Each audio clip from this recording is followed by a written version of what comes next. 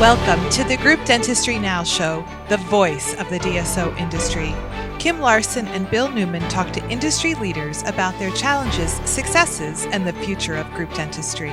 Visit groupdentistrynow.com for more DSO analysis, news, and events. Looking for a job or have a job to fill? Visit joindso.com. We hope you enjoy today's show.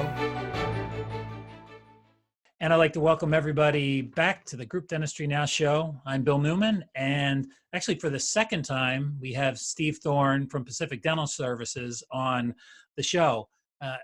He was the first guest we actually ever had, and times are a little bit different, so we're going to get into that right now. But for those of you that don't know who Steve is, and I'm sure most of you do, but for those who don't, and also who don't know who PDS is, I'll do a little introduction.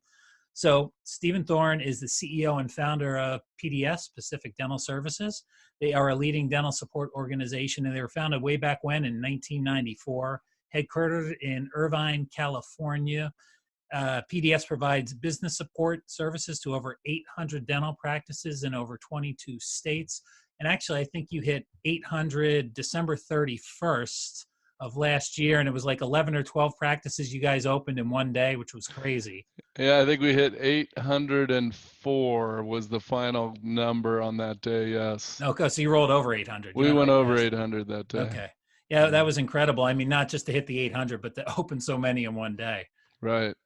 So a little bit background on Steve. So Steve actually began working in the dental field in 1989. He actually was helping his dad out, who's a dentist, and really made that practice very, very successful, helped his dad out for a couple more years, and then he went out on his own and found PDS. So glad to have you back on the show. I know circumstances are just super unique and once in a lifetime, we hope. So we'll address that for sure with the COVID-19 crisis. But first of all, we'll talk a little bit about this grassroots movement that you have started and PDS is really fueling. I know that Kim Larson here at Group Dentistry Now saw some of the work that you've been doing with the grassroots movement on Instagram. And then I'm more of a LinkedIn guy, so I saw a lot of it yesterday and today on LinkedIn. So let's talk a little bit about that grassroots movement that you have going on. Yeah, well, the central idea behind this grassroots movement, first off, thanks for having me. Sure. It is unprecedented times, to say the least. I think that that word has been overused, but it is truly unprecedented. And I just pray that none of us ever have to experience anything like this again in dentistry. It's been horrible what has happened to the whole dental profession right now. So we started to kick off this social media campaign. I wanted to do a grassroots effort to get all dentists involved in helping be part of the solution to this crisis we're in, not be brushed aside like so many governmental agencies have tried to do. And we support dentists who serve just a vital role in keeping patients out of emergency rooms. I read a statistic: every 14 seconds in America, a patient goes to an emergency room with oral health pain. And most of these emergency rooms, they don't know how to help patients with oral pain. My best friend is an ER physician. He has been for 25 years. And he doesn't want these people coming into the ER. He wants them to go to the dental office. So a grassroots campaign to help keep people that need our care, these emergency and essential dental services, help them get to the dentist and dental offices and not the ER. And that makes a ton of sense. I'm sure there's a lot of confusion out there from the patient perspective. Are the dental practices open? Are they not? Am I allowed to go there? So there might be some, if I've got pain, they may just think the hospital's my only choice. Right. And think about how good dentists have been over the last, I've been in this 32 years. In the last 30 years, how great dentists have been in that personal protective equipment area and keeping patients safe. There was a little bit of a scare back in the early 90s for those that were in back then around the AIDS crisis, but dentists jumped in quick. And when all that fell through, if we remember, most of that was a couple of weird things happened. They weren't actually transmissions within the dental offices. So dentists have always done a great job on protecting themselves and their team members and patients. And so we can do this as an industry and help these patients out. There are so many that need care right now. And that this isn't a PDS thing too. This isn't for self-promotion. This is a public service for all of dentists and all of dentistry to go after. Yeah, you're right. I mean, the clinicians that PDS supports are in it, as well as solo practitioners and dentists that are supported by other DSOs. Everybody's really in the same predicament, if you will. What's an emergency service? What's an essential, or is it an essential dental service? There's confusion there, and it's state by state. And then again, back to the patients have no idea if the dental practices are open or not, and if they're allowed to go. So it becomes very confusing. And what you don't want is you don't want them going to the ER where there are COVID patients, and there's this chance that they may get infected. Right, exactly. We can do things at the dental office that I know we're doing at Pacific Dental, but I know a lot of groups are doing this too. This isn't privy to us, is they're having patients wait in the car, and then they can escort the patients directly with by a staff member that's fully protected, directly to the operatory that's fully sterilized, practice just incredibly safe techniques. I can say right now in our organization, as of today, I am not aware of one single transmission within the office of COVID-19 or any of our support centers, because we just really stepped up. And I think most groups have. Now, we do have team members that have COVID-19, but they've all received them through family members or traveling and things like that. So Right. we can really help these patients out. So we talked about this not being a PDS thing strictly. Right. So if there are other dentists in the country that want to join this movement, how do they get involved? Okay, so what we're asking them to do, we're asking dentists to ask a team member or somebody to take a quick video of them, 10 seconds to 30-second video of them at their practice. So, and then maybe get a little creative with social media and letting patients know that they're available and there to serve them, and speak to their community about how much they are ready to help. Include the hashtag dental ER. That's one. Hashtag COVID-19. And you can do your associations too. Hashtag CDA dentist, hashtag CDA, hashtag ADA. And I would appreciate it. So I know about the movement. You could hashtag me at Steve, or tag me at Steve Thorne PDS. That'd be really nice to see that. We're already getting traction from my biggest competitors right now. We're all in this, like you said, we are all in this together. It is state by state, but generally speaking, every state is limiting the care for every dentist in America to either emergency only or emergency and urgent and essential care. Okay, well, that's good to know, and I hope this picks up some steam. I mean, it really everybody, including the patients, have a vested interest in this movement. They do, and what we're seeing is as we get in front of the people that are making the decisions, and they understand the important role dentists play in helping solve this crisis.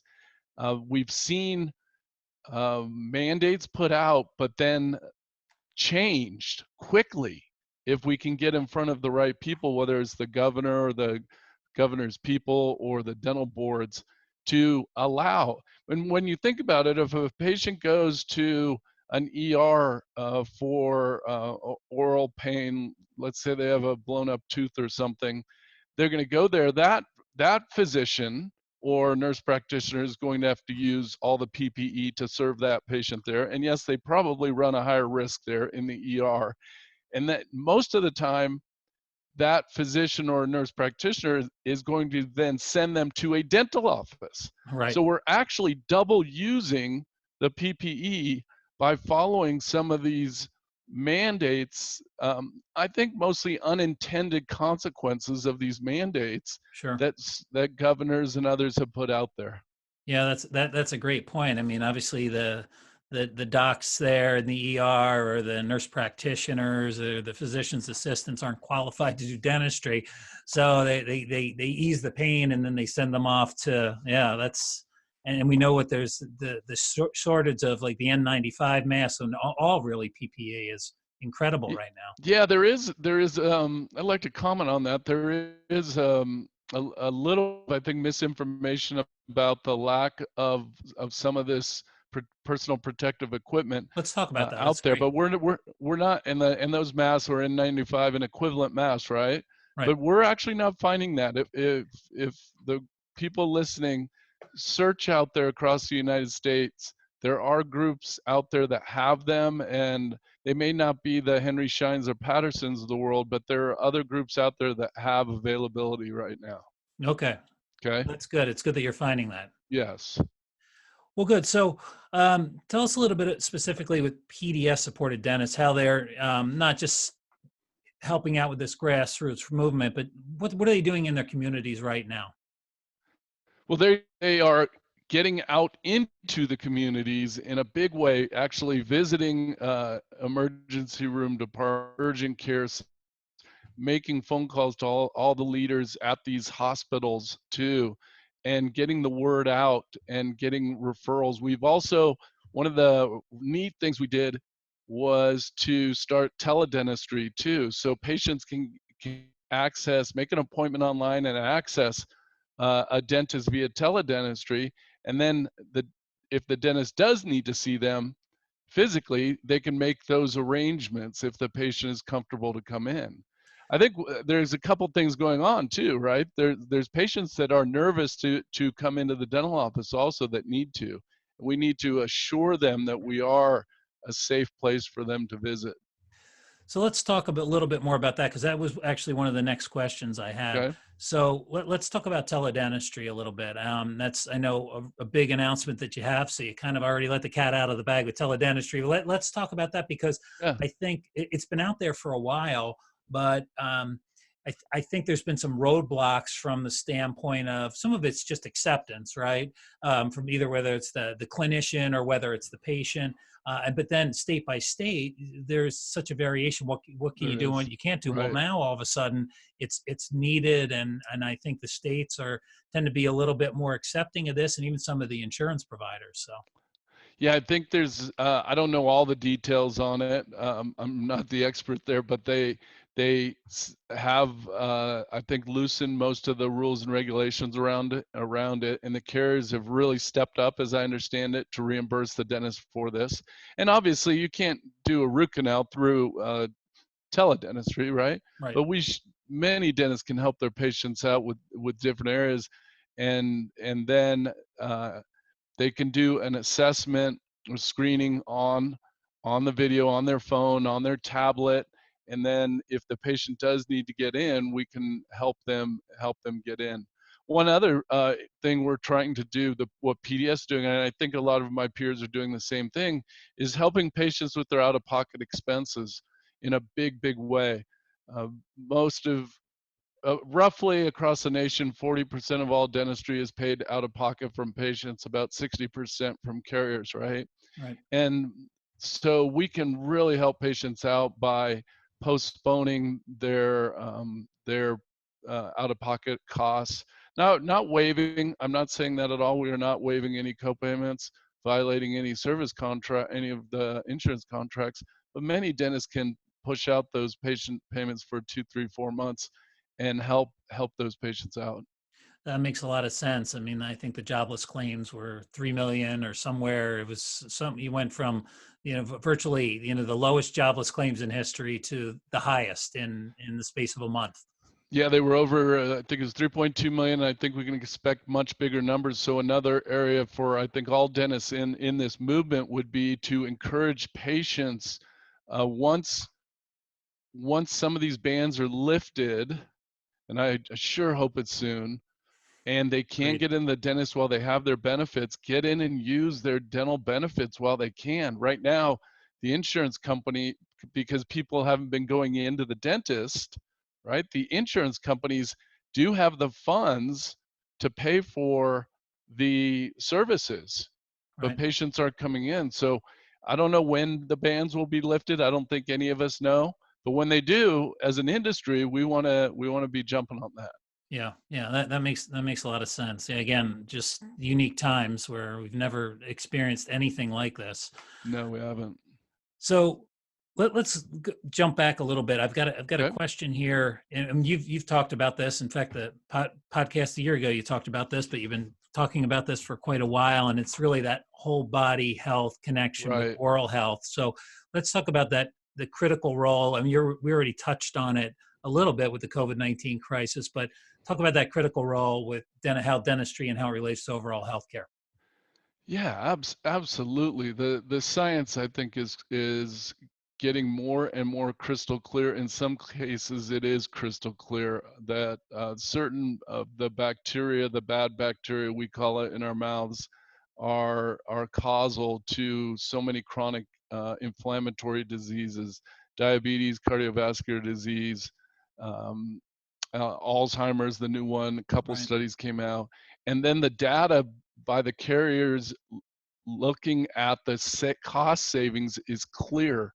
When when patients get proper oral health, it helps reduce the overall cost of their care in any given year. Definitely a cause and effect relationship. And I think right now it's even more important because look who's at the most risk of COVID-19, those with chronic diseases. Right. And if we can help those patients out and keep those harmful bacteria from getting into the bloodstream and causing more problems, we might be able to help people from moving. I think they're moving from light symptoms to moderate symptoms to severe, is kind of what I've seen in the news, right? Yep. Keeping people from moving down that path to severe symptoms. Dentists can they can just play such an important role in that right now. Yeah, and you can see as and it's not just age related too, because there are people that are much younger and the mortality rate if you have pre-existing conditions, Right. whether it's anything having to do with the lungs, there's a lot of different variables, but you're seeing people that are passing away from the COVID-19 that aren't what you would think of the older people, right? It's not just the elderly. It's not just the elderly. You're exactly right, and we call it the mouth body connection. And there are actually DNA tests that you can get to see how responsive your body is, or lack of response to these chronic ailments. Interesting. So as that progresses and that science progresses, we'll know that in advance whether you're 19 years old or 90 years old, because you could be 19 years old if you have some of these the DNA that causes you to be susceptible or highly susceptible to these inflammatory diseases. You sure as heck better be visiting the dentist a lot to help keep that inflammation down in your body, and you may be more susceptible to to a COVID-19 than a 90-year-old. Absolutely. Yeah. Yeah. So it's super important to keep that in mind. And as more research is done, I think we're just going to find that, you know, I mean, I think it's already accepted now. I think a year or two ago, there wasn't that acceptance. There was still a little skepticism, maybe not so much from the dental side, but maybe from more the medical side. And now I think there's a realization with some of the studies that have been done that, hey, this is real. I mean, that the mouth is connected to and influences really that whole health. There's a great study, if you can find it online. And I can send it to you if you want. There's Blue Cross Blue Shield of Hawaii did a great study, and it was the medical side that did the study and looking at diabetic population and who received good oral health care. And I think it was over a 3 or 4 year period. Don't quote me on that, but I do have the study. And the amount of savings to those people and how much healthier they got. And they're kind of equating the savings in dollars to healthier, meaning they didn't have to go to the hospital as much and things like that. Sure. So it's a really powerful study. Yeah, that'd be great. That'd be great to see. I made a note. I'm gonna check it out after this. Okay. So one last question here. So, it's obviously you've been PDS as a DSO. Well, actually, you were a group practice when you started, right? Because DSO didn't exist, but the terminology way back when in '94. But you've been a thought leader in the industry for decades. So, what do you think? How do you see PDS? Once we get over the hump of COVID-19, whether it's next week or 2 months from now or 3 months from now, what do things look like moving forward? That's a great question, and that's probably the question I get asked the most right now. So let's frame this up a little bit. Last year, estimates are the dental profession in the United States did about $142 billion in services. The last few years, I think 5 years, Marko Vujicic had some real good data with pretty good growth rate in dentistry, some of the best since the early 2000s before the last financial crisis. Estimates are this year at the low end, the industry is going to do 51 billion. At the high end, most optimistic at about 90 billion. Wow. It should have done 150 plus billion. That's so staggering numbers. Staggering numbers. Dentistry is in a massive tailspin and needs help and relief. I saw something come across from the ADA estimating about 50% of dental practices in America today are closed. Most practices that are open are operating at about a 80% decrease from what their normal is. They can't sustain that for much longer with the staffing requirements and all the costs to maintain all the costs to maintain the practice. There's some in the latest bill some help in this latest bill that's going to help out dentists. Okay, there's a little bit there, but it's not easy to get, and there are loans and ramifications to it, and requirements on sick leave and FMLA and things like that to dentists. From what I've been told, and I'm not the expert on this by any stretch, but it may not be quite as good as everybody thinks. And so dentistry needs help. And there will be another stimulus package. I've been told stimulus number 4, and dentistry needs to be involved in this and get some help, or it's going to be really hard on many, many dentists. Now we're financially strong still, but the cash burn rate, we can't keep up either. Sure. And I don't think anybody can, frankly. Right. So dentistry is going to be changed forever. It truly is. I think the requirements in the office from a sterilization and PPE standpoint will be changed forever. I think that the financial side of what we're all dealing with is going to change so many things in the next couple of years in dentistry. It's a tough time. We're in a pandemic. We're in a crisis. Now, do I think we'll come out of it? Absolutely. A year from now, my prayer is that we look back and go, that was the worst quarter we've ever had, meaning the coming up quarter. I think Q2 will be the worst quarter, who knows, maybe in the history of dentistry. And the year is going to be a bad year.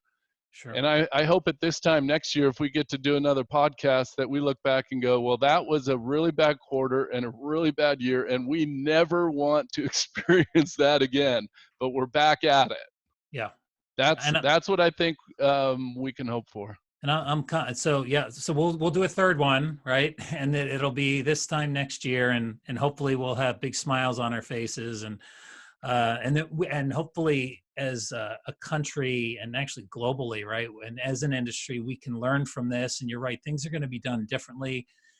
in forever in dentistry and in hospitals. And I think, will the handshake go away? Who knows? We've even heard. There's talk about that, right? Yeah, so it's going to be really challenging, I think, for the industry and the country. So I appreciate you giving some perspective on this. Right. And also that grassroots movement will have some information on Group Dentistry Now, so people can make sure they tag everything right, hashtags, and make sure they tag you as well, so you're aware of what everybody's doing. And it's not just PDS, it's all clinicians. No, this is everybody. The hashtag dental ER, capital E, capital R, hashtag COVID-19, and then you can hashtag in all the state associations and the ADA. I think somebody on my team spoke with the ADA and they're supportive. We need every dentist in America getting behind this. Yep, well, we're definitely behind it. Thanks, Steve. I know you've got a lot going on, especially with you have a lot going on anyway, but with this COVID crisis, it's unimaginable. So I appreciate taking the time. Love the effort. And yeah, we'll talk on the other side of this, and then we'll have a lot more time to breathe. Let's do that. Thank you, Bill, very much. I wish everybody the best. I wish God watching out for each and every one of you during these times. It is challenging times. It is going to get tough, but we can start to see the light at the end of the tunnel. And so if we do the right things, make the right decisions, let's stay optimistic, stay healthy, and we'll come out of this. And we're going to come out of this as a bigger, better, stronger industry. Yep, agreed. Well, thanks again, Steve. And thank you, everybody, for listening and watching the Group Dentistry Now Show. The Group Dentistry Now Show has listeners across North and South America, Europe, Asia, and Australia. If you like our show, subscribe today, and please tell your colleagues about us.